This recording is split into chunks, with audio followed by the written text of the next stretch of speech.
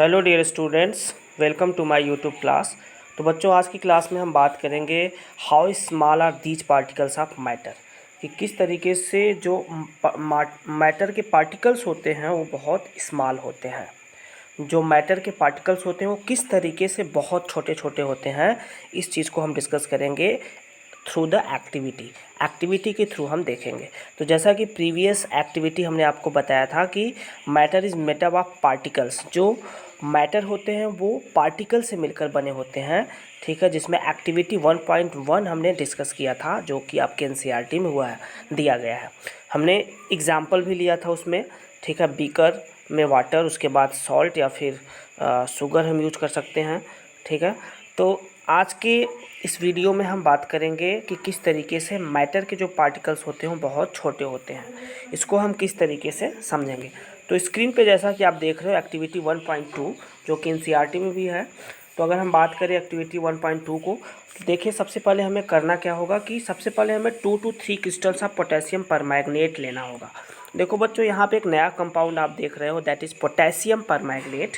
इसको आप समझ लो, बहुत ही इंपॉर्टेंट कंपाउंड है ये आपको हमेशा हायर क्लासेस में भी मिलेगा हमेशा, ठीक है। पोटेशियम परमैंगनेट आप देखोगे तो इंक के जैसा होता है, पाउडर के टाइप या क्रिस्टल्स के फिर फॉर्म में मिलता है।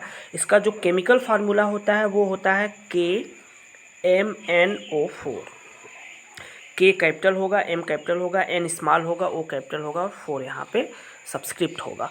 तो this is KMnO4, this is the chemical formula of potassium permanganate, KMnO4। तो सबसे पहले हम क्या करते हैं, इस एक्टिविटी में 2 से 3 क्रिस्टल पोटेशियम परमैंगनेट का लेते हैं और इसको 100 ml ऑफ वाटर में डिजॉल्व कर देते हैं। 100 ml ऑफ वाटर, हमने मान लो बीकर ले लिया, उस बीकर के अंदर हमने 100 ml वाटर ले लिया और इसके अंदर हमने क्या किया, 2 to 3 crystals of potassium permanganate को 100 ml ऑफ वाटर में क्या कर दिया, हमने डिजॉल्व कर दिया, ठीक है। अब क्या करेंगे हम, इसके बाद take out approximately 10 ml of this solution and put into 90 ml of clear water.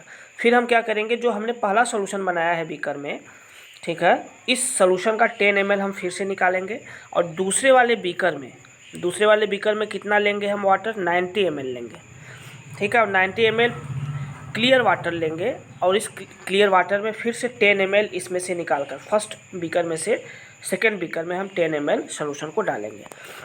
फिर इसी तरीके से थर्ड बीकर लेंगे और थर्ड बीकर में भी कितना वाटर, क्लियर वाटर लेंगे हम, 90 ml क्लियर वाटर लेंगे। फिर इस सेकेंड बीकर से हम 10 ml सोल्यूशन निकालेंगे, ठीक है, और 10 ml सोल्यूशन निकाल कर थर्ड बीकर में डाल देंगे।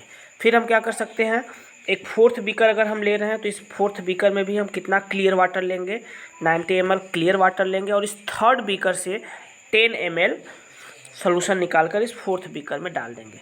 फिर हम क्या कर सकते हैं, फिर एक फिफ्थ बीकर ले सकते हैं और इस फिफ्थ बीकर में फिर से हम 90 ml क्या लेंगे, क्लियर वाटर लेंगे और इस फोर्थ बीकर से क्या करेंगे, 10 ml सोल्यूशन इस फिफ्थ वाले बीकर में डाल देंगे। अब ऐसा करने के बाद अब देखोगे क्या होगा,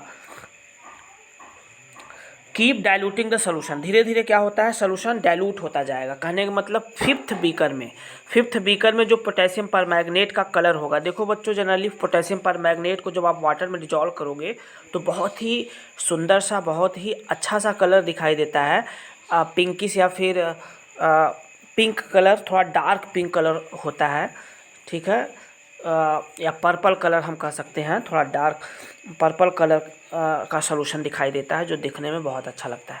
तो आप देखोगे फर्स्ट बीकर का जो कलर होगा, फर्स्ट बीकर में तो हमने directly 2 to 3 ml potassium permanganate का क्रिस्टल डाल दिया था 100 ml ऑफ वाटर में। लेकिन अब पांचवा बीकर जो यहाँ पे है, पांचवें बीकर में और फर्स्ट बीकर में, इन दोनों बीकर में अगर आप कंपेयर करोगे इसके कलर का, तो फर्स्ट बीकर में जो पर्पल कलर होगा वो काफ़ी इंटेंस होगा, काफ़ी ज़्यादा होगा, ठीक है, काफ़ी ज़्यादा इंटेंसिटी उसकी ज़्यादा होगी, बहुत ज़्यादा गाढ़ा होगा उसका कलर, हम ये कह सकते हैं। और फिफ्थ बीकर में जो कलर होगा पर्पल कलर, पोटेशियम परमैंगनेट का जो कलर होगा बहुत ही डल हो जाएगा, ठीक है, क्योंकि इसमें से हमने सेकेंड बीकर में कुछ सोल्यूशन मिलाया, फिर सेकेंड से थर्ड में मिलाया, थर्ड से फोर्थ बीकर में हमने डाला 10 ml, फिर फोर्थ बीकर से 10 ml हमने फिफ्थ बीकर में मिलाया। तो इस वजह से क्या होगा, धीरे धीरे कलर डल होता जाएगा। तो फिफ्थ बीकर में जो कलर होगा पोटेशियम परमैंगनेट का थोड़ा कम होता जाएगा। मतलब keep diluting the solution like this 5 to 8 times, ठीक है। तो इस तरीके से आप क्या देखोगे कि 5 से 8 बार जब आप करोगे तो सोल्यूशन का जो कलर होगा वो धीरे धीरे डाइल्यूट होता जाएगा, मतलब उसका जो कलर है वो कम होता जाएगा। Is the water still colour, क्या वाटर का कलर कलर रहेगा कुछ देर तक? हाँ, तो देखा जाए तो हाँ। अब देखोगे इसको 5 से 8 बार जब करोगे तो आप फिर भी देखोगे पोटेशियम परमैंगनेट का बहुत हल्का पर्पल कलर दिखाई देता रहेगा। ठीक है। इसको एक्टिविटी जैसे स्क्रीन पे आप देख रहे हो, देखो यहाँ पे दिखाया गया है कि यहाँ पे सबसे पहले 100 ml वाटर लिया गया। ठीक है। फिर इसमें 2 से 3 क्रिस्टल पोटेशियम परमैंगनेट का मिलाया गया। फिर इसमें से देखो 10 ml बीकर में लेकर सोल्यूशन सेकेंड बीकर में डाला गया। ठीक है। इस सेकेंड बीकर में कितना था 90 ml वाटर। फिर इसमें 90 ml वाटर क्लियर वाटर था, तो इसमें से फिर 10 देखो निकाल कर इसमें डाला गया है। फिर ये आपका फोर्थ बीकर है। ठीक है। तो इस फोर्थ बीकर में फिर से 10 ml निकाल कर इस फोर्थ बीकर में भी कितना रहेगा आपका 90 ml रहेगा वाटर। तो इसमें से देखो 10 ml निकाल कर फिर इसमें डाला गया है। ठीक है। तो ये एक्टिविटी आपकी जैसा कि स्क्रीन पे है, इसको आप डायग्राम बना भी सकते हो। ठीक है। अब देखो नीचे दिया क्या है, on dissolving potassium permanganate in water and on diluting it several times, जब हम पोटेशियम परमैंगनेट को डिजॉल्व करते हैं वाटर में और ये प्रोसेस हम कई बार करते हैं, 5 से 8 बार, सेवरल टाइम्स कई बार करते हैं, तो we still find a colour solution, हम फाइनली देखते हैं कि जो सोल्यूशन का कलर दिखाई देता रहता है। ठीक है। कुछ ना कुछ कलर जरूर रहेगा। तो this shows that there must be millions of tiny particles in just one crystal of potassium permanganate. इसका मतलब ये कि ये एक्टिविटी हमें क्या शो कर रहा है, ये एक्टिविटी हमें ये शो कर रहा है कि पोटेशियम परमैंगनेट के एक ही क्रिस्टल में, जस्ट वन क्रिस्टल, किसी एक क्रिस्टल में ही बहुत मिलियंस ऑफ टीनी पार्टिकल्स मौजूद होते हैं। कहने का मतलब पोटेशियम परमैंगनेट के एक क्रिस्टल में इतने ज़्यादा पार्टिकल्स होते हैं, millions of tiny particles present होते हैं।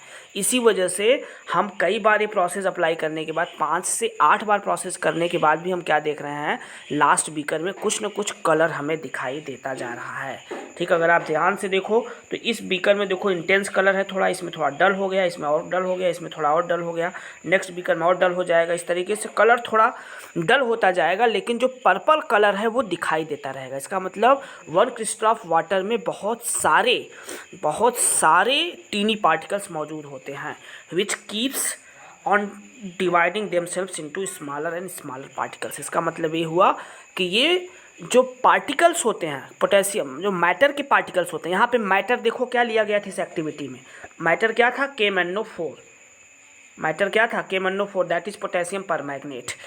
ठीक है। पोटेशियम परमैंगनेट को यहाँ यूज किया गया एज अ मैटर। तो हम क्या कह सकते हैं कि मैटर जो है वो क्या है, बहुत ही स्मॉलर पार्टिकल से मिलकर बना है। इसका मतलब मैटर बहुत ही स्मॉलर से स्मॉलर पार्टिकल्स में डिवाइड किया जा सकता है। ठीक है।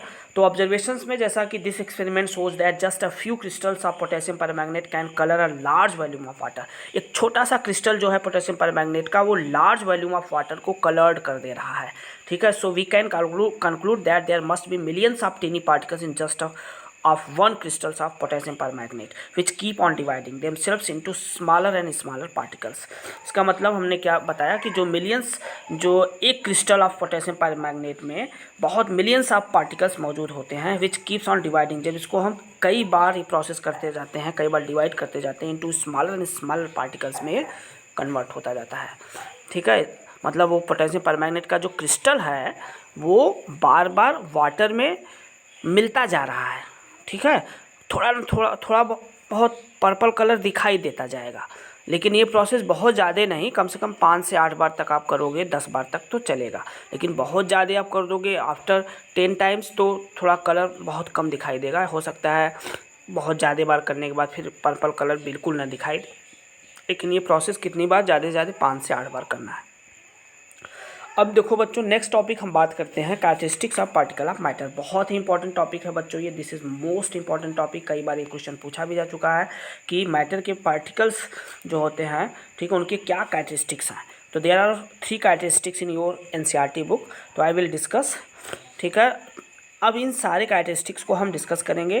ठीक है। सबसे पहले, उसके बाद नेक्स्ट वीडियो में हम बात करेंगे in activity characteristics of particle of matter को एक्टिविटी के थ्रू।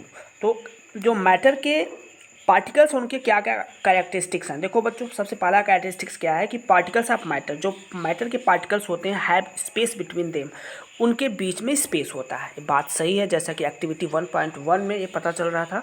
सेकेंड कैरेक्टरिस्टिक्स क्या है, particle of matter attract to each other, जो पार्टिकल्स होते हैं मैटर के, ठीक है, वो एक दूसरे को अट्रैक्ट करते हैं। ठीक है, ये भी हम एक्टिविटी के थ्रू देखेंगे, जो कि आपकी बुक में एक्टिविटी 1.3 दिया हुआ है। ठीक है, उसमें हम बात करेंगे इसको। फिर नेक्स्ट जो कैरेक्टरिस्टिक्स है पार्टिकल ऑफ मैटर का, वो है कि particles of matter are in continuous motion. जो मैटर के पार्टिकल्स होते हैं वो कॉन्टिन्यूअस मोशन में भी होते हैं। जैसा कि इसका बेस्ट एग्जांपल क्या है, diffusion. Diffusion process is the best example for this characteristics of the particle of matter. ठीक है, नेक्स्ट क्या है particles matter, characteristics of particle of matter, that is the particles of matter are very very small in size. मतलब जो matter के particles होते हैं वो बहुत ही छोटे होते हैं, बहुत ही स्मॉलर साइज़ के होते हैं, बहुत ही छोटे होते हैं। तो इन सारे कैरेक्टरिस्टिक्स को हम नेक्स्ट क्लास में बच्चों एक्टिविटी के थ्रू देखेंगे। ठीक है, जो कि आपकी बुक में दिया हुआ है। ठीक है, तो ओके बच्चों, thank you for watching this video and like share and subscribe this video also. Okay, have a good day.